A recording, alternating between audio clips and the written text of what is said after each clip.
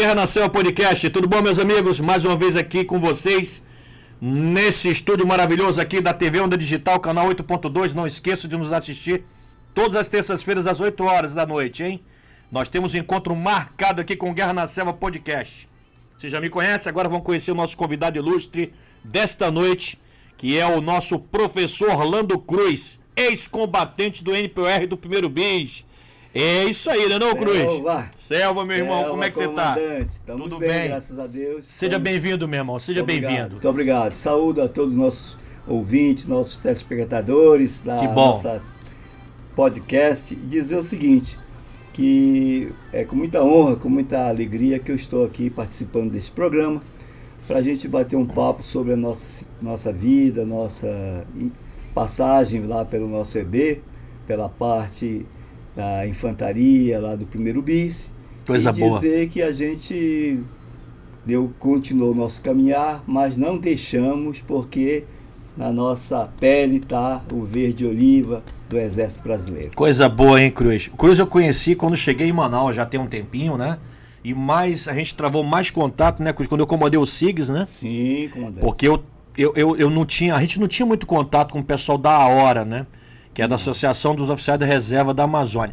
E a AHORA tem um peso muito grande aqui, né? Muito grande. Você foi presidente da AHORA, né, Cruz? Eu conheci você, estava presidente da AHORA, né? Na realidade, a AHORA, ela teve grandes presidentes. Nós começamos com o Fernando Fernandes, que foi o que implantou a AHORA no comando do coronel, lá do coronel comandante do BIS da época, em 2019. Alexandre Passos? Alexandre Passos. E aí demos sequência e eu estou desde aquele período participando da AHORA, apoiando a AHORA naquelas questões relativas ao treinamento, relativa a conversar com o pessoal da reserva, buscar facilidade para aqueles que precisam, que estão necessitando de algum apoio. E aí a gente está fazendo esse trabalho lá, procurando congregar e trazer para próximo do EB aqueles nossos colegas, aqueles comandantes, aqueles que estiveram à frente, ou então aqueles apenas que fizeram o curso do NPR. Do NPR do BIS. E Cruz, fala um pouquinho de você, meu irmão. Você foi da turma de 71. Sim. Foi um período muito difícil, né? Você sabe muito bem que nós estávamos vivendo em 70, 71, uma época de revanchismo no Brasil. O Brasil estava vivendo sob ataque de países que tinham uma outra ideologia. Exatamente. Então, o que ocorre? Em 71, quando a gente foi fazer o curso do NPR, era tão rigoroso, tão difícil, que a nossa turma terminou apenas com 22 formandos, de uma turma de 40. Então, 40 caras entraram com você, saíram os 40? Não. Só saíram 22. Só 22? Só. Caramba! Por quê? Porque era muito rigoroso, era eliminatório na época, não tinha segunda chance. Se você perdesse as provas, as disciplinas estavam eliminadas. Parte física pesada. Adoecesse, também estava eliminado.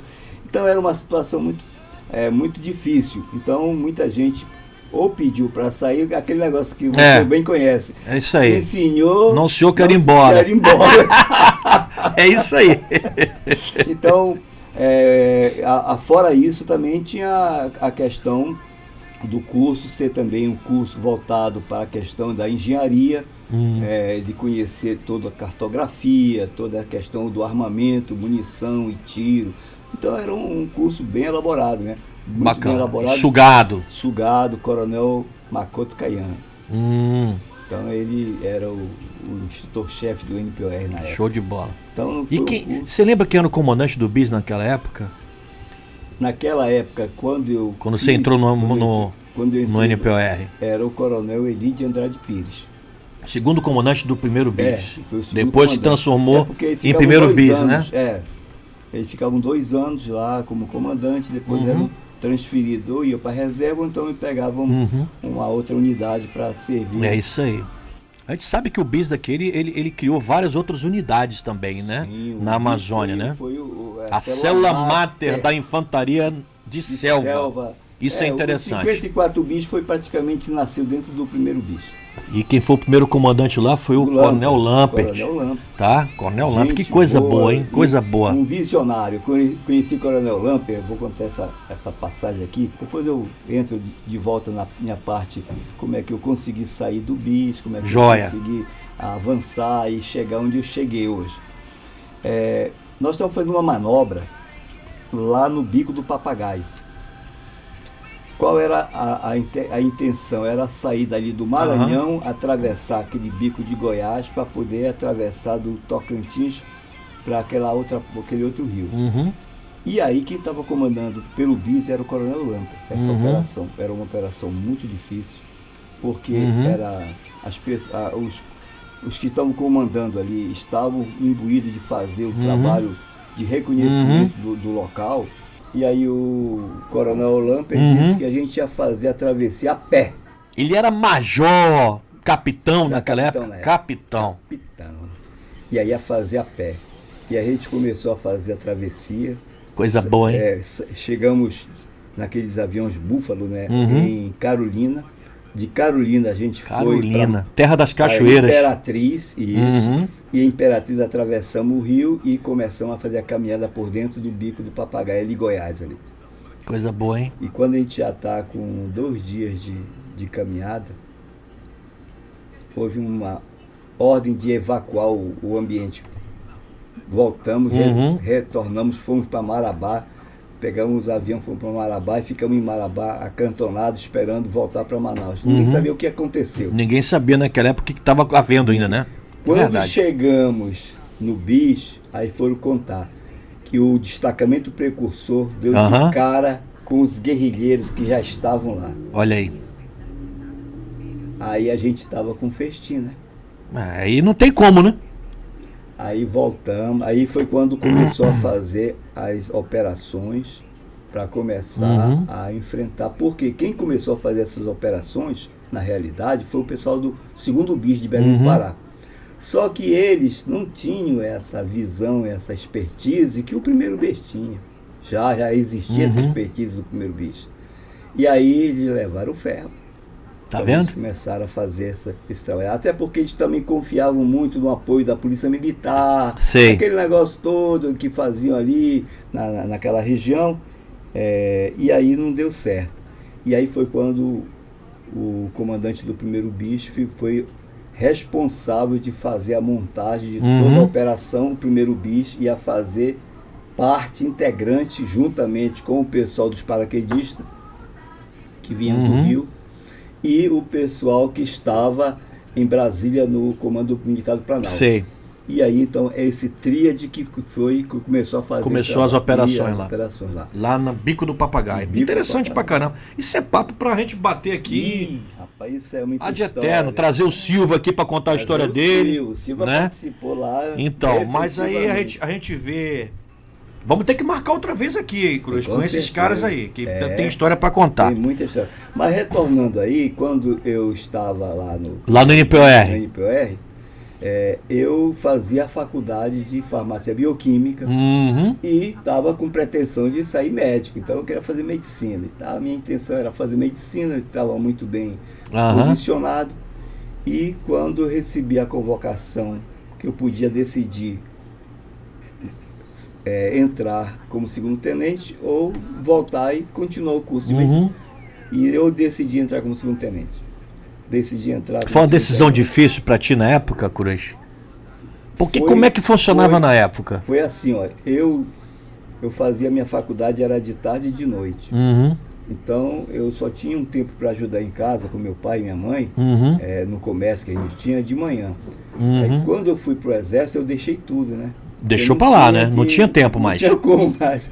Não é? Então eu disse, olha, eu vou ajudar o que eu puder, a gente vai ajudar e a gente vai levar isso em frente. Tanto é que a gente levou até eu sair do exército, ainda continuou com o empreendimento. Depois o meu irmão deixou para seguir o caminho dele, e aí a gente fechou o empreendimento, eu dei baixa na empresa comercial que tinha. Mas lá no exército, eu levei a sério a situação que por que eu saio do Exército? Porque eu ia passar 4 anos ali, ia voltar a fazer minha faculdade. Quando eu estou no 3º ano, os meus colegas da faculdade se apresentam para servir lá como o estágio de médico, dentista, farmacêutico, né? Quando me viram lá, e eu instrutor eu fui instrutor dele de guerra revolucionária para eles. Porra, guerra revolucionária. Contra a guerrilha. Excelente isso aí, excelente, excelente. E aí, quando eles me viram, eles me chamaram e disseram assim: Cruz, eu não aceito que você largou a faculdade para ficar aqui do Exército. E como é que tu vai voltar? Quando é que tu vai voltar na faculdade? Tu não pode perder a faculdade, não. Aí eu fiquei assim, eu digo, o que eu faço? Aí eu digo, decisão difícil. Eu posso tirar umas férias para me ver como é que a situação. E aí eu vou decidir. Quando eu cheguei pro coronel, eu disse que eu ia tirar férias, ele disse, tenente não tira férias. Tenente aqui, você não vai tirar férias, não, você não precisa. Eu digo, não, coronel, é só uma situação pessoal que eu quero que o senhor me libere. Ele disse, olha, tenho certeza que tu não vai passar 10 dias fora, tu vai te apresentar aqui renunciando às férias. Eu digo, pode até ser, mas eu quero dar uma olhada. E eu saí, e aí foi quando a minha vida mudou. Encontrei um comandante da Polícia Militar, que tinha sido R2, e ele me encontrou lá na Praça da Polícia ali. Sim, lá no centro. Lá no centro. Aí ele disse assim, Cruz, tu tá de férias? Eu digo, tô. Aí ele disse assim, o que tu tá fazendo? Eu digo, rapaz, eu tô pensando em arranjar um trabalho, porque eu quero fazer minha faculdade que eu deixei. Meus colegas se formaram agora esse ano e já são tudo formados, e eu deixei a faculdade. Ele disse assim, tu chegaste na hora certa com o cara certo. Digo, olha aí. Ele disse, porque eu estou precisando de um tenente da ativa, como você, para mandar na Infraero, que eles querem montar um sistema de segurança aeroportuária que está zero lá, não tem ninguém. Tu lembra do ano, Cruz, isso aí? 1974. Logo depois, então, tu tava de férias do quartel do BIS, né? Do BIS. Interessante, muito legal. Aí, já era final do ano. Aí ele disse, tu queres ir lá para ver? Eu digo, me dê o cartão aí que eu vou lá. Ele, leva lá meu cartão e fala lá com ele. Peguei na mesma hora, me apresentei, era um coronel da Força Aérea, da área de intendência. E ele era o presidente, era superintendente aí do aeroporto, pela Infraero, né, tudo. Aí quando ele me viu, eu vim fardado. Quando ele me viu, olhou assim, disse assim, você já pode começar hoje? Eu digo, mas ele nem que acertou. Aí ele disse assim, quanto é que tu tá ganhando? Eu digo, 3 mil e tal. Disse, besteira. Cubro isso folgado. Aí eu disse assim, não brinque, né? Ele disse, eu só quero que tu vá tirar teus documentos de identidade civil, vai tirar carteira do trabalho, vacinação, tudo isso agora. Sai daqui, vai lá para lá, tirar tudo isso agora. 3 fotos, 3x4, tudo que a gente vai montar. Direto. E eu disse assim, mas eu tô na ativa, chefe. Ele disse, pé de baixa. Naquela época, né? Aí eu disse assim, tá, eu vou lá falar com o coronel. Não digo nada para o senhor, mas eu vou lá. Quando eu cheguei, que ele me viu lá, ele disse, não disse que você não ia ficar uma semana fora? Você é tenente, você é vibrador, rapaz, eu sabia que você não ia ficar um dia.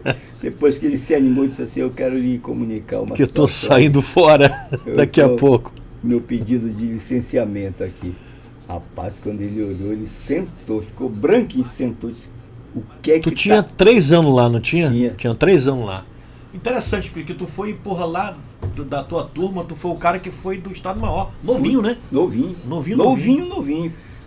Por quê? Porque estava ocorrendo as operações lá. O pessoal tava indo lá pra área do Marabá, Xambioá, aquele nosso todo. Xambioá, e não tinha pessoal realmente lá. O BIS envolveu muita gente naquilo lá. Então, os mais antigos assumiam os comandos dos capitães. É isso aí. Dos majores. As companhias iam pra lá, né? Pra área de operações e ficavam os mais modernos mesmo. Como eu era o mais antigo dos meus. Dos tenentes lá que incorporaram contigo lá no NPR, né? Eu era o mais antigo. É isso mesmo. Por que eu era o mais antigo? Porque eu fui o 01. Tu foi o 01 do NPOR. Do Parabéns, viu, Cruz? Excepcional. Medalha Correia Lima. Tô com ela aí. Porra, cadê? Mostra pra Não, gente aí. trouxe. Porra, devia ter trazido. Ó, pra gente mostrar, pessoal. A medalha Correia Lima é homenagem ao Tenente Correia Lima. Sim. Né? Porra, que isso aí, ele dignifica o oficial R2, né? Que é formado nos nossos núcleos de preparação oficiais da reserva e dos centros de preparação de oficiais da reserva. CPOR, isso. E aqui nós temos aqui na Amazônia vários NPOR, inclusive primeiro BIS, que é tradicional da infantaria, e do 12º Batalhão de Suprimento, que aqui é da Intendência, né? Sup, né? Que é o 12 BSUP aqui em Manaus. E nós ainda temos aqui na Amazônia uma porrada deles em unidades espalhadas por aí. Pra você ver como é que são as coisas. Mas o BIS tem uma tradição. Tem. Né? O BIS aqui era o 27 BC, 27 Batalhão de Caçadores, lá, ó, mais de 100 anos de história, Mais pô. de 100 anos, fez 100 e poucos anos. Foi. Mas, ó, para você ver o que é o BIS, como é a mística do BIS. Olha aí, a gente está na operação, eu fui na primeira operação, e quando a gente estava lá na operação, ele reuniu com o pessoal lá do Regimento de Infantaria, lá do Rio de Janeiro, com o pessoal lá do Planalto, né, e aí a gente fizemos no final sempre faz aquele congraçamento e tudo, aquele churrasco, você sabe como é que é, o pessoal vai beber. Com Eles certeza. queriam, sabe o que da gente? A nossa boina verde. A gente tinha boina verde e eles não tinham nada. É mesmo. Pelo É. amor de Só Deus. quem tinha boina verde era o primeiro BIS, depois o CIS montou a boina deles e tal, especial. Com a cara da onça camuflada lá. Isso, é. Porque hoje essa camuflada é normal, mas antes não. Só quem tinha autorização do EB para ter a boina era o BIS. E aí a gente chegava, os pessoal ficavam tudo olhando, pô, que esse cara tem uma boina bonita e tal, né? Então era essa a situação que ocorreu. E o primeiro BIS, ele sempre teve esse privilégio de estar em todas as operações reais. Então nós tivemos operações reais aqui na Amazônia, diversas. E o BIS sempre esteve junto. Inclusive foi para a Segunda Guerra Mundial. Sim, sim. Nós tivemos a felicidade de ter um membro do NPOR que participou da Segunda Guerra Mundial, que foi o Nina. O Nina se aposentou como reitor da Universidade do Amazonas e ele teve uma homenagem no dia que eu fiz o discurso lá, quando eu recebi a medalha Correia Lima. Ele fez um discurso, porque eu recebi depois, porque na época era tão um negócio... Era burocracia, era uma demora. Aí, era complicado mesmo, né, Cruz? Aí quando a hora estava fazendo esse trabalho, o instrutor-chefe do IPE perguntou, Cruz, cadê a tua medalha? Eu vi que tu foi o 08. Eles não me deram, não. Não, não é pode possível, ser. pô. Aí, peraí, vamos fazer a solenidade aqui de uma formatura, tu vai ficar na formatura. Aí não tinha só eu, tinha vários. A gente fez um levantamento e tinha vários, não era só eu, não. E aí foi feita uma solenidade, uma formatura e entregue a medalha Correia Lima para os agraciados que estavam na frente. E o professor Nina, ele já estava de cadeira de rodas. Mesmo, mas já era muito antigo. Já tinha quase 100 anos, 90 e poucos anos. 90 e poucos anos. E aí ele participou lá do evento, da formatura, tudo.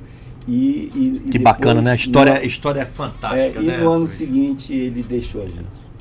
Tu vê, até isso ele impressionante, conseguiu. Né? Foi uma coisa que o bicho mostrou que teve um combatente. Um ex-combatente do 27BC. Que legal. 27BC. Bacana. Que foi convocado para a Segunda Guerra Mundial. E ele era tenente na época. Tenente, né? NPOR. Que bacana. Que bacana. E olha, pô, isso aí não é pra ninguém não, pô. Isso aí é história pura do primeiro BIS aqui. O primeiro BIS é o Batalhão Amazonas. Ele se mistura com a história aqui da nossa área aqui.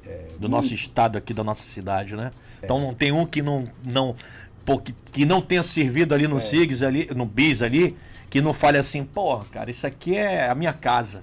Tanto é que nós temos o encontro, né, eu chamo de ex-combatentes do primeiro BIS.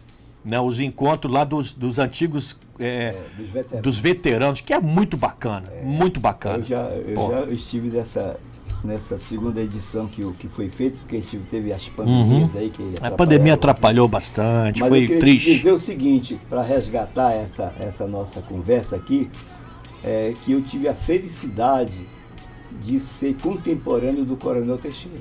Do Teixeirão. Isso aí. Você conheceu o Teixeirão, Conheci, Cruz. Você pessoal. conheceu, isso é bacana. Eu tava falando uma vez com uns amigos aí, inclusive com o Rui. O Rui Fibber, né, que é o filho do Teixeirão, tá no Rio. O Rui sempre assiste a gente, troca uma ideia comigo bacana sobre o nosso podcast. E eu, quando converso com o Rui, eu vejo, né, e eu conto as histórias que eu não conheci o Teixeirão. Sim. Mas das pessoas que eu converso que conheceram ele, meu pai foi um que conheceu ele, né? É uma coisa assim que falo com tanta paixão do Coronel Teixeira, né, do Teixeirão, que, porra, ele foi um cara que realmente deu tudo por isso aqui. O cara saiu do Rio de Janeiro, da divisão aeroterrestre na época lá, núcleo da divisão paraquedista, que não era...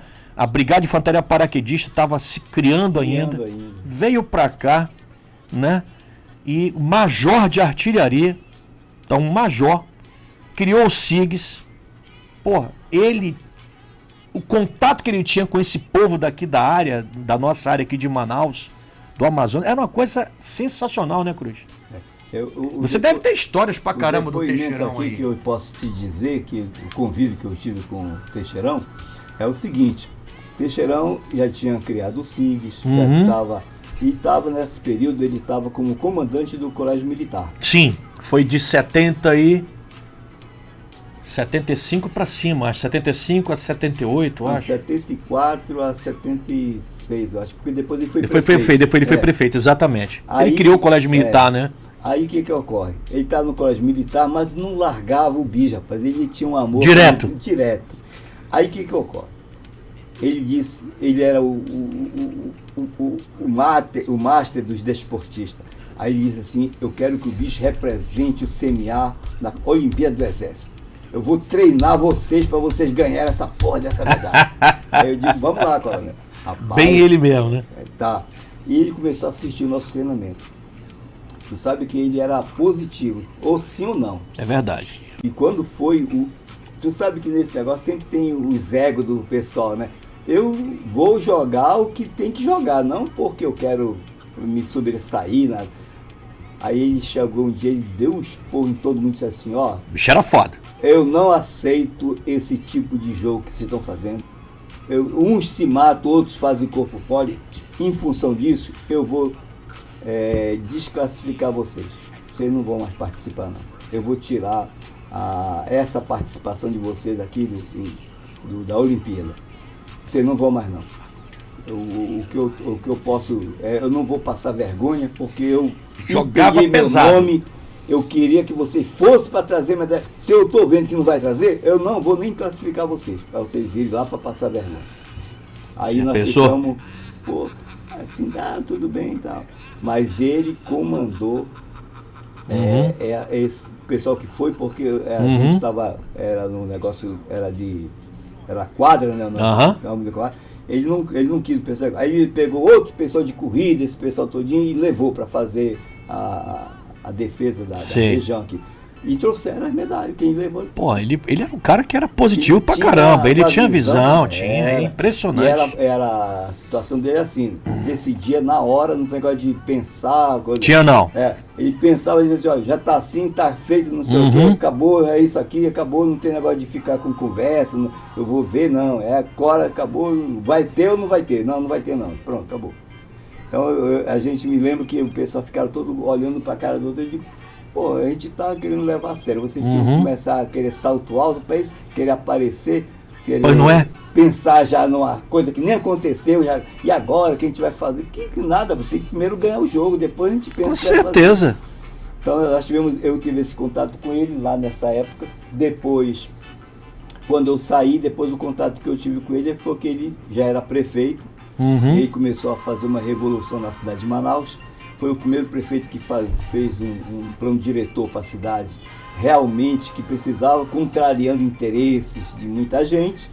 Então ele meteu o pé pela coisa e foi fazendo arruamento, abrindo ruas, abrindo isso aqui. Se não fosse o Teixeirão, Cruz, como é que seria a nossa vida aqui hoje? Olha, era difícil porque Manaus foi feita pelos ingleses para ter carroça, né? Com certeza. Então a mentalidade do pessoal era ter carroça, né? Não tinha carro, os carros que tinham eram poucos. Pouquíssimos, pessoal que tinha dinheiro. Só quem tinha dinheiro. As ruas eram estreitinhas. Ruas estreitinhas. Né? Então não tinha essa visão de ter. Ele começou a fazer as integrações na cidade. E criar bairros, né? E os bairros novos, porque naquela época os bairros que tinha era Educandos, Cachoeirinha, o centro, a cidade Aparecida, literalmente, era né? só isso. Nasceu Aparecida. dali da beira do beiradão, realmente, como é normal, né? E É. foi subindo, Foi né? subindo. Aí você vê ali, Aparecida, o Educandos, o centro normal, né? Isso. A Panaí, ali pela Betânia, por ali, foi crescendo. Não tinha lá ainda, não? Não. Estava começando, só tinha um pouco da colônia Vera Machado, porque tinha uma serraria dos Pereira ali, só isso. Aí Só não ia tinha lá, a serraria, acabava ali, né? acabava ali, Aí não você tinha- vê hoje a cidade como é que tá, né? Deus Pelo me amor de livre. Deus. E o trânsito? Então, Mas se não fosse a de João Batista, que ele abriu ali, a Ferro e Fogo, né? A gente tava pior. porque ali é muito interesse, né? O pessoal Com certeza. queriam montar um feudo ali para poder guardar para o futuro. Ele disse, não, vai ser agora e acabou-se. É o cara que tinha uma visão, é verdade, um cara tinha uma visão privilegiada ali. Era um cara, porra, muito à frente mesmo. Muito né? o que ele fez em Rondônia, né? Pelo amor de Deus, Rondônia, Ele criou você vê, do né? zero, era um território. Você vê lá um território, né? Aí fechou, abriu o governo. Vai lá ver como é que o pessoal trata bem, né? Com carinho, fala com paixão, de saudade do Teixeirão lá em Rondônia. Impressionante. Veio muita Aqui também, Prefeitura de Manaus. Ele foi um puta num prefeito aqui. Aqui Né? ele Transformou a cidade de que Manaus. Eu sou gestor público, né? Eu sou administrador público. Eu não disse isso no início, mas eu sou gestor público, administrador público, professor universitário e consultor empresarial. Então, eu digo sempre para os alunos, para as pessoas que eu estou dialogando, o seguinte: se o gestor que vai fazer uma atividade não está fiscalizando, não adianta ele ser gestor, não. Verdade. Se ele quiser só delegar as coisas para outro terceiro, quando ele for ver, ele já perdeu o contato, ele perdeu a gestão dele, porque é muito dinâmico, as coisas acontecem com muita velocidade, então não adianta ficar querendo confiar que vai ser. Então, não pode ficar sentado. Tem que estar olhando, tem que estar com o pé na obra, como a gente fala, né? Pé na obra, tem que estar lá e dizendo, eu quero assim, não quero assim. Não, tá errado, refaz isso aqui. Quando ele diz isso a primeira vez, nunca mais vão fazer errado. Por quê? Porque ele diz, olha, quando o cara vier aqui, se ele vê que tá errado, ele vai mandar Com refazer. certeza. É prejuízo pra gente refazer, então vamos fazer logo certo. Com certeza. Isso Então, é gestão. Um cara que é um bom gestor. O Teixeirão tinha isso já no sangue e fazia essa visibilidade todinha, e o pessoal respeitava porque sabia que ele conhecia do assunto, não estava querendo fazer por fazer. Hoje em dia a gente tem alguns gestores que fazem isso. Agora, quando o gestor fica sentado, cercado daquela cerca de jurubeba para ninguém falar com ele, aí não vai dar certo. É um desastre, porque não vai conseguir. Ele tem que estar vendo lá o que está acontecendo. Quem necessita não é ele, quem necessita é o que está lá na ponta. É aquele o que tal do usuário lá, é o o cara que lá usuário. da ponta lá, da ponta da linha. Isso. É difícil, é difícil, Muito é difícil. porque é uma engrenagem muito forte, né? Muito complicado. grande, muito... Né? Bem complexo. Mas, o Cruz, uma coisa interessante que você falou, né? Do teu tempo lá e teu tempo no BIS, né? E da tua saída, vamos dizer assim, repentina, porque a gente sabe que tinha um período ali que o oficial ia temporário acabar, fica né, o tal, tempo. até acabar o tempo tal, né? Geralmente as pessoas fazem isso, né? Sim. Mas você foi para Infraero. Fui pra Né? Infraero, né? Fui pra E na Infraero. década de 70, Tava 76, por aí, começando. estava começando aqui a Infraero. Eu Né? fui para o aeroporto de Ponta Pelada. Ponta Pelada, que não Pelada. tinha isso aqui ainda. Não, estava em construção. Era Exatamente. um projeto. O Eduardo chamado- Gomes era o projeto que chamado tinha lá. CCPAIM. Era a Exatamente. Comissão de Construção do Aeroporto Internacional de Manaus. Que demorou um tempinho. Demorou um tempinho. E nós só tínhamos o aeródromo lá de Ponta Pelada. Ponta Pelada. Foi lá que eu montei todo um projeto de segurança aeroportuária. Com o quê? Com as aulas do BIS. Que bacana. Olha para que serve ser tenente do BIS. Quando eu cheguei lá, que ele disse, eu quero que você monte, eu digo, peguei a carta e digo, é aqui. Eu quero isso, levantei tudo, fez um projeto. Quando ele olhou para mim, 3 vezes a gente começa a executar. Pronto. É isso aí. Aí diz, como é que você vai fazer? Eu digo, coronel, é o seguinte, eu quero fazer o treinamento à noite. Porque o pessoal era oriundo da Força Aérea. Uhum. E aí eu digo, quem eu puder levar do BIS, eu vou levar. Uhum. Certeza. Peguei e digo, olha, pessoal, tem vaga aqui, vai um salário Uhum. muito bom. É escala de serviço, dá para conciliar as coisas, tudo. Quem quiser vir, eu vou fazer o treinamento. Aí eu montei várias turmas à noite. Show de bola. Um treinamento para poder eles absorverem o que iam fazer e conhecer e cumprir ordem. Né? Cumprir Show de ordem. bola. Tu levou quantos naquela época, tu lembra? Eu acho que nós tínhamos um pessoal lá da Força Aérea que tinha uns 30, eu levei mais uns 12. Lá os conhecidos, os que mais eu tinha contato conhecido, eu digo, olha, vamos para lá que lá vai ser um negócio muito bom pra gente. E já tinha a possibilidade de ir pro Eduardo Gomes, né, que ia estar sendo em construção. E lá nós montamos um projeto interessante lá, que quando funcionou, mudou da água pro vinho, porque tu sabe que segurança é segurança, cara. Certeza. Aonde você tem uma segurança funcionando, é um negócio perfeito. Que dá certo, né? Certo. Que dá certo, que dá certo. Percebe isso, que não dá tranquilidade, né? Então eu tinha um respeito. Muito bacana. Muito grande lá. Pô, e isso te abriu mais portas, né, Cruz? Sim. Aí abriu mais portas. Por quê? Porque a Infraero me colocou em contato com o Tribunal de Justiça do Estado. Quem eu encontro no Tribunal de Justiça? Jefferson Carpinteiro Pérez. Pô, olha aí, pô, grande senador. Grande senador. Que era, na época, ele era funcionário do tribunal. E era professor da universidade. Legal. E aí ele disse assim, olha, eu vou te colocar aqui no juizado de menor, porque qualquer coisa que tiver de menor no aeroporto, você resolve. Qualquer atividade, querer ilícito com criança, alguma coisa, você vai resolver. Para nós aí, para que o telefone é só acionar que a gente está lá e resolve. Show de então bola. Eu comecei assim, aí fiquei conhecido com ele, depois ele foi meu professor de economia na UFAM. Que bacana. E aí pronto, ele se lembrou, né, que eu tinha esse trabalho na Infraero e tal, e a Infraero abre um concurso nacional. Show de bola, hein? Para administrador de aeroporto no Brasil todo. Aí eu mandei meu currículo. Só que eu tinha no currículo uma coisa que ninguém tinha naquela época. Eu era da turma da ADESG, da Associação dos Diplomatas Brasileiros. Tu já era da ADESG? Eu fiz da ADESG porque... Olha como é que eu fiz a ADESG. A ADESG tinha idade, eu não tinha idade para ser ADESG. Aí o que acontece? Eu não tinha idade.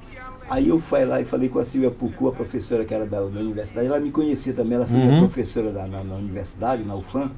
Ela disse, Orlando Cruz, você não quer vir para a ADESG? Ele disse assim, eu quero. Você não anda em Infraero? Eu digo, sou. Pois é, Infraero pode te indicar. Eu digo, sim, mas eu não tenho idade. Ela disse, não é problema não. Espera aí, prepara a carta da Infraero que eu dou o jeito. Eu disse, sim senhora. Rapidinho. Rapidinho para eu montar lá. Quando eu dei entrada, ela chamou lá o outro reitor da universidade, que era o Mourão, Hamilton Mourão. Sim. Disse, homologa ele aí. Aí eu fiz o curso. Aí era um curso de 6 meses, muito puxado, porque era muita atividade. A gente tinha que fazer um projeto, um TCC no final. Sim. E aí eu fiz, participei. Aí quando ela gostou tanto que ela me convocou a fazer parte já da DESC. Eu fiquei já como membro. Membro lá efetivo ali, né? Pô, bacana. Não, eu fazia assim um apoio, fazer uma consultoria dentro da DESC para aqueles que iam fazer depois o curso e já dava orientação, como é que era. Que legal. Como é que ia fazer e tal. Como é que tá a DESG hoje aqui? A DESG hoje, ela tá assim, com dificuldade, né? Por quê? Porque ela passou um tempo... Eu conheci o antigo presidente da DESG, que era um amigo meu da Marinha, né? Um brigadeiro, um almirante lá. E ele faleceu, ele teve uma promissão, ele faleceu. Hoje está um amigo meu, o Mário Pierre.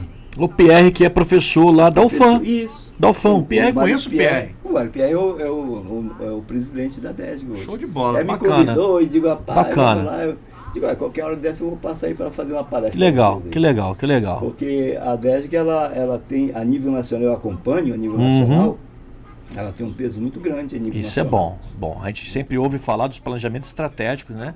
Que a ESG faz e a DESG está inserida nesse contexto. Com Discussão certeza. dos problemas, Inclusive, né? Brasileiros em modo estratégico, a né? literatura da ESG eu guardo até hoje porque foi quando eu fiz a DESG, né?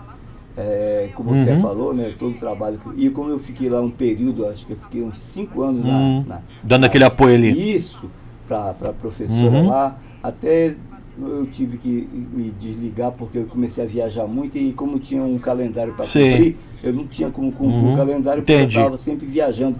Eu assumi muito cargo público na prefeitura, a nível nacional. Eu peguei um cargo que foi uma dor de cabeça para mim, porque era muito difícil conciliar. Eu fui diretor de um projeto que transformou Manaus, um projeto do Banco Mundial.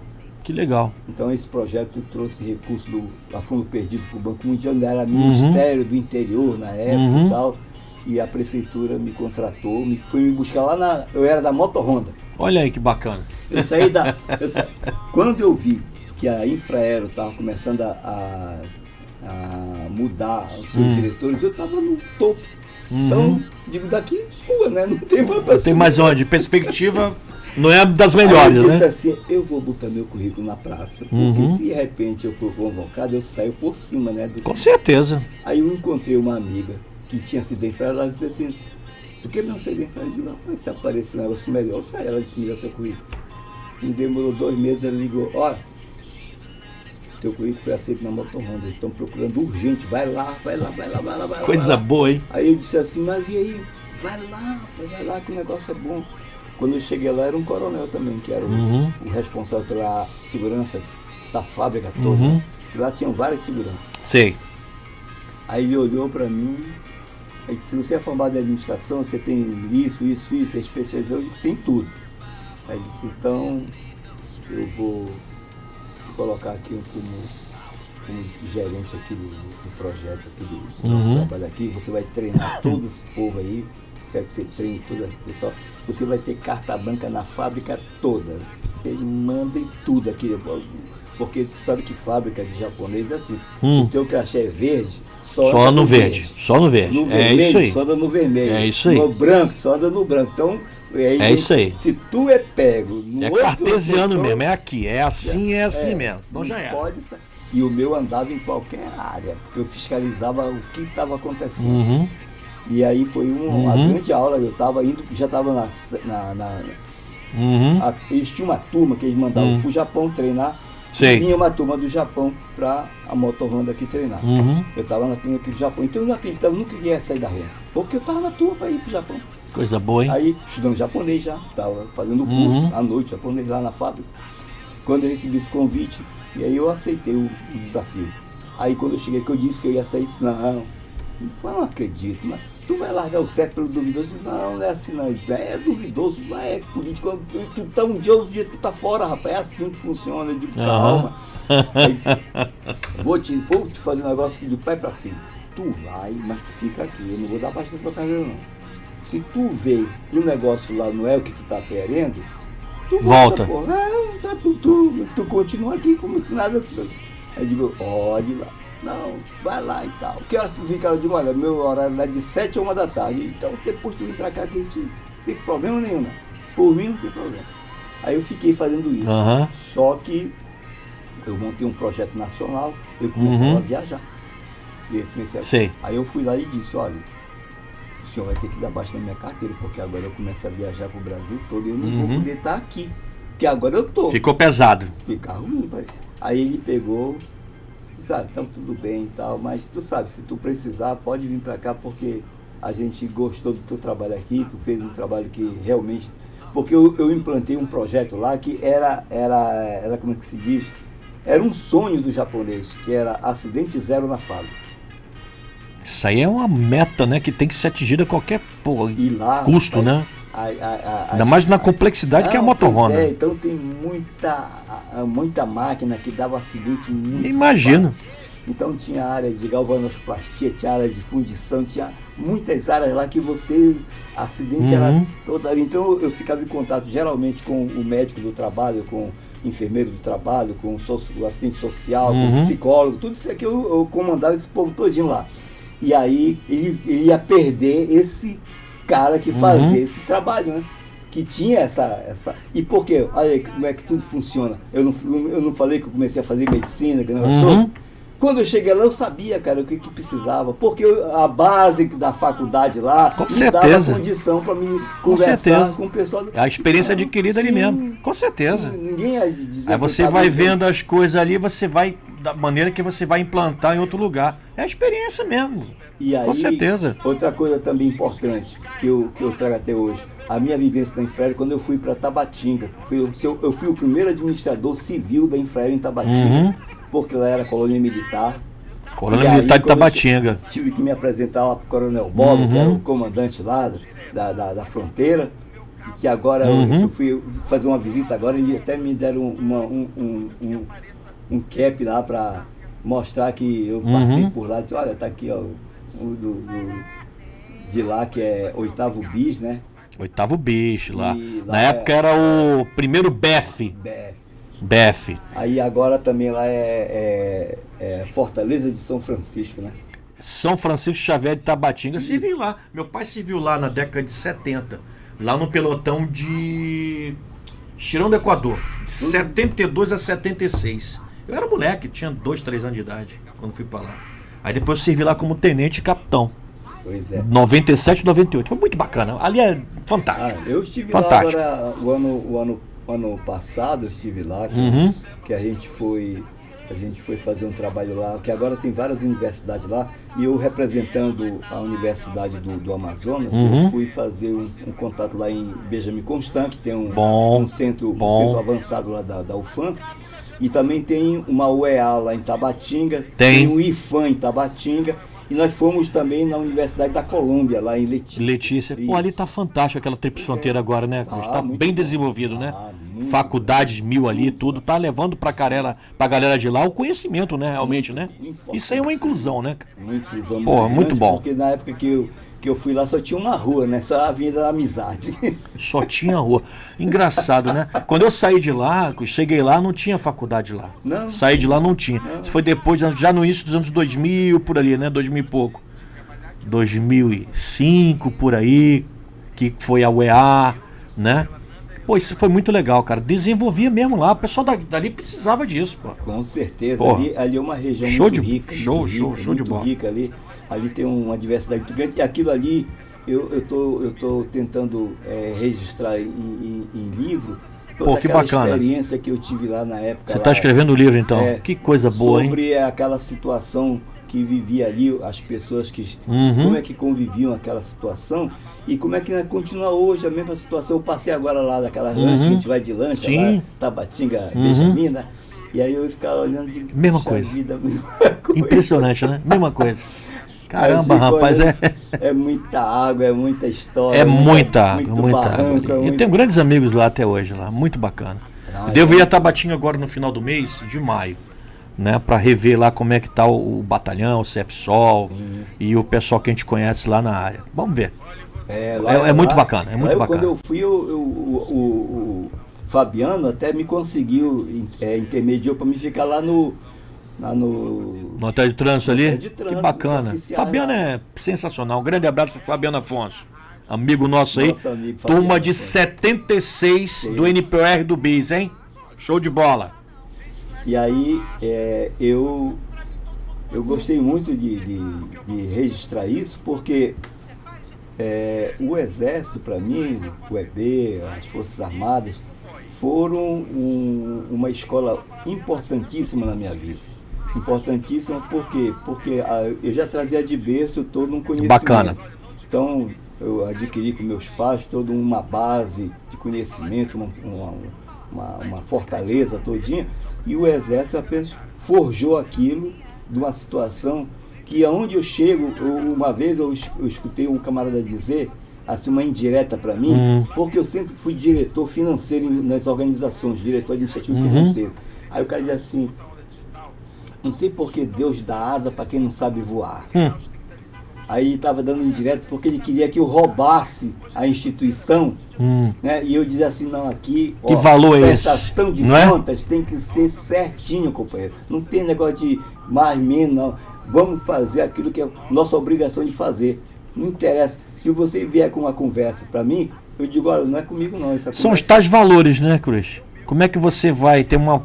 Vem de berço, Pois é. né? Eu acho que os valores vêm da família.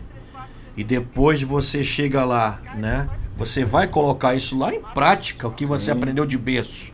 Como é que você vai chegar, né, passar por uma situação dessa? É fogo. Viu? Talvez seja isso que me fez eu ficar duradouro nessas organizações, porque quando o diretor, o prefeito via a minha ação, porque eu levava tão bem organizado que quando eu ia prestar conta, eu não tinha falta de nada. Nada, certinho, preto no branco, como a gente fala, né? E aí o Tribunal de Contas dava o aval e dizia, tá tudo certo, não tem problema nenhum. Que coisa boa. E ele, assim, tirava do ombro dele uma carga que ele dizia, puxa vida, então mantém o cara aí, pô. Esse negócio tá dando certo, não pode tirar. Hoje que a gente vê, né, que a prestação de contas é complicada. Né? Muita gente piruando, né? O pessoal com certeza. Tirar certeza. o cara. Eu ia te perguntar justamente nessa linha aí, né, dos valores e crenças, né, que a gente tem, né? Eu acho que o Exército impõe muito isso aí, embute muito isso na tua cabeça. Não, na realidade, ele está trabalhando o que você é teu caráter, né? É. Que é a formação do caráter, a gente traz de berço, né? A gente traz de berço mesmo. Mas o que é importante é que você trabalha isso na força, né? E você, quando o cara que vem de berço ali, uma criação boa, o cara geralmente ele vai se dar bem, né? Ele vai propagar aqueles valores, as crenças, os ideais. Em tudo que ele se meter aí fora, ele vai se dar bem e ele vai ser um exemplo a ser seguido. Foi o que aconteceu com você, né? Aconteceu com você. Isso aí, pô, eu te conheço há um tempo já. E a gente vê boas referências. Isso é legal. E a tua vida foi pautada em cima dessas crenças, ideais, esses valores, né, Cruz? Tudo que eu construí nesses 42 anos de trabalho que eu fiz foi baseado nesse conhecimento que eu fui adquirido no berço dos meus pais. E minha mãe sempre trouxe muito próximo assim, a questão de honestidade, a questão de você ter as coisas corretas, ser correto. Por mais que dê prejuízo para você, você tem que ser correto naquilo. Não pode sair daquela situação para querer se esconder. Não, você tem que ser correto, tem que ser a verdade o tempo todo lá, não interessa. É isso mesmo. E aí eu fiz isso aí e o Exército pegou isso aí e mostrou para mim que eu podia ir além daquilo, que eu podia fazer, praticar e exercitar. Tanto é que uma vez eu escutei um diretor, um secretário municipal dizer assim, eu prefiro trabalhar com essas pessoas que mesmo que sejam de ideologia diferente, tal, mas que eu confio porque é correto, do que eu pegar um camarada que diz que é meu parceiro e tudo, e depois eu vejo que ele faz as coisas totalmente erradas porque ele não tem caráter para fazer as coisas certas. Ele não sabe tratar com dinheiro, não sabe tratar com valores. Então ele quer pegar e se dar bem, né? Então, é verdade. Eu me pautei essa vida toda para fazer as coisas certas, dormir tranquilo. Isso é importante. Chegava em casa e dormia tranquilo, acordava tranquilo, sem saber sobressalto de nada. Eu nunca tive sobressalto de dizer assim, alguém está meio atrás de mim, para quê? Não. Tranquilo, vou sair para o meu trabalho, vou chegar coisa no boa, trabalho, né? Tranquilo, fazendo e executando o que a gestão me ensinou. O Exército me ensinou coisas como planejamento, como organização, como controle, como comando. Essas lições eu nunca mais deixei de praticar. Que coisa boa. Então isso tudo eu pratiquei em qualquer instituição que eu cheguei. Fazia isso, procurava fazer com que as pessoas entendessem que era dessa forma que tinha que ser feito. E todo mundo dizia assim, olha, temos missão e temos valores e aí temos as ações. Nós temos que cumprir isso. Se a gente cumprir isso, tudo bem. São os regramentos, né, da sociedade, né? E Cruz, como é que foi agora a vida como educador, né? Nessa parte aí. Olha, eu entrei para educação. Projetos que você teve, que você tem. eu entrei para a educação como uma forma de retribuir aquilo. Eu estudei numa faculdade pública, numa universidade pública.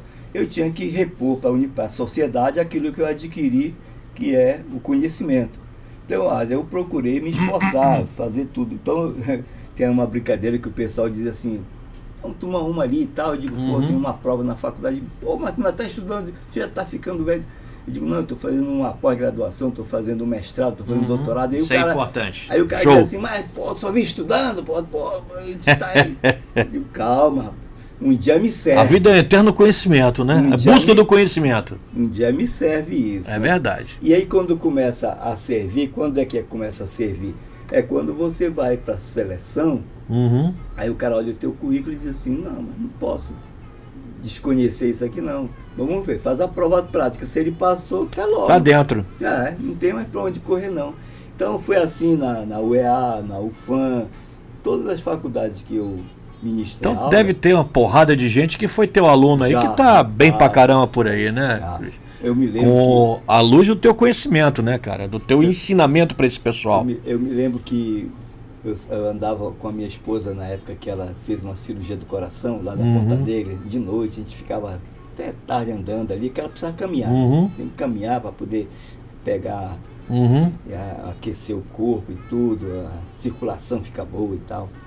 E aí encontrar os meus ex-alunos. Rapaz, ela disse assim, pelo amor de Deus, a gente não anda 2 metros, já tem cara falando, é isso aí. É isso aí. Hoje, tem uma aluna minha que ela entrou em contato comigo, ela está morando em Curitiba, ela conseguiu um trabalho lá em Curitiba, e ela entrou em contato comigo e tal, e aí eu digo, olha, a pessoa está lá numa outra extremidade, né?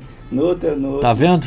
Uma região totalmente diferente da nossa aqui. Diferente da nossa, diferente. Meu filho foi fazer mestrado em Curitiba e eu fui lá conhecer o local. Faz um frio que quase tu é doido, rapaz. Ali é quente no frio, né? Ali é complicado, viu? Rapaz, eu digo, pelo amor de Deus, vocês aguentam um negócio desse aqui, não. E olha que eu conheci Curitiba, mas eu ia lá, acho que na época que não era frio, porque eu participei sempre em atividades profissionais, classistas, né? Então eu fui de conselho regional, eu fui 2 vezes presidente do Conselho Regional de Administração do Amazonas. Que coisa boa. Fui uma vez, com mandato, é mandato isso, mandato. Fui uma vez do Conselho Federal de Administração em Brasília, por isso que eu conheci o pessoal tudo lá em Brasília. Show de bola. E com isso eu conheci muitos estados e muitos países da América do Sul, né, nessas atividades, fazendo palestras, participando de congressos e tudo mais. E aí eu disse assim, olha, eu vim aqui em Curitiba, mas na outra época, pô, mas essa que tu veio aqui, pelo amor de Deus, tá muito gelado. Que pariu. Lá é gelado mesmo. Aqui é freeze, né? Não, pelo amor de Deus, eu prefiro nossa Manaus aqui, nosso Amazonas. Mas Cruz, que bacana, cara, conversar com você aqui nesse podcast aqui, falando sobre coisas boas, né? Sim. Lembranças boas aqui, né, da sua vida, da sua trajetória aí. E o que é mais importante, né, Cruz, não é o começo, né? Que foi lá no NPOR do BIS lá, em 71. Foi o prosseguimento dessa trajetória que você chegou, né? A formar tanta gente, né? Tanta gente, cara. Tanta gente. Que bacana, olha, né? Todas as faculdades, se for somar número de turmas de alunos, eu já tenho mais de 10 mil alunos. Tá vendo? Isso é muito legal. Muito legal. Isso é anos. Um legado, legado bacana. Então, todos aqueles que foram alunos do nosso professor Orlando Cruz, assistam o nosso programa aí, no nosso podcast Guerra na Selva Podcast, na TV Onda Digital, canal 8.2, e também na nossa plataforma, no nosso canal no YouTube, tá? E nas plataformas digitais, que nós estamos em todas elas. Instagram, TikTok, também no Facebook. Cruz, que bacana estar com você aqui, meu amigo. Olha, nós gostamos bastante. Eu gosto muito de estar batendo papo assim com pessoas como você, assim, tá? Que são empreendedoras assim do arte do conhecimento, né? Transmissão do conhecimento que a gente aprende lá atrás. Isso é muito legal, né? E o que é legal é o reconhecimento do aluno, né? Aquele cara que já está mais velho te encontra em outro lugar e fala assim, mestre, que legal, né? Você reencontrar uma pessoa assim, às vezes a gente nem lembra. Não lembra mais. Nem lembra, é que nem aluno do Guerra na Selva. Coronel, verdade. Pô, eu fui aluno do senhor em 2002. Eu falei, puta merda, cara. 20 anos. Fala o teu número. Tu era o bom aluno tal, hein? Pô, bacana. Isso é legal, né? Então isso é que a gente guarda, né? É o que a gente leva como herança, né, de vida pra gente, né? A transmissão do conhecimento é algo fantástico. Eu acho que é o mais importante hoje, depois da herança que a gente tem de família, né? Isso é a base da família, né? Cruz, meu irmão, muito obrigado por você estar aqui com a gente hoje, tá? Nessa noite maravilhosa aqui nesse podcast. E as portas estão abertas para você aqui. E vamos marcar com a hora aqui, com o pessoal, pra gente bater um papo aqui. Eu nem consegui falar da hora. Falou lá da hora, mas foi rapidinho. Mas a gente vai bater um papo aqui com a hora aqui. A hora tem um projeto muito grande, cara. Vamos lá. Isso é legal. Eu tô com um projeto da hora aí que a gente tem muitas atividades fazendo que bacana. O ano todo. E a gente vai bater um bate-papo em outro podcast com o pessoal da hora aqui. Pessoal, esse aqui foi o professor Orlando Cruz que veio com a gente aqui, atendeu o chamado nesse convite e foi um tremendo do bate-papo. Cruz, tamo junto. Tamo junto. Tá? E pode contar com o seu amigo aqui sempre, você sabe disso. Também. Guerra na Serra Podcast se despede aqui hoje, agora, nesse momento. Mas não esqueçam, hein? Tamo aqui junto na TV Onda Digital. Selva! Selva! Obrigado!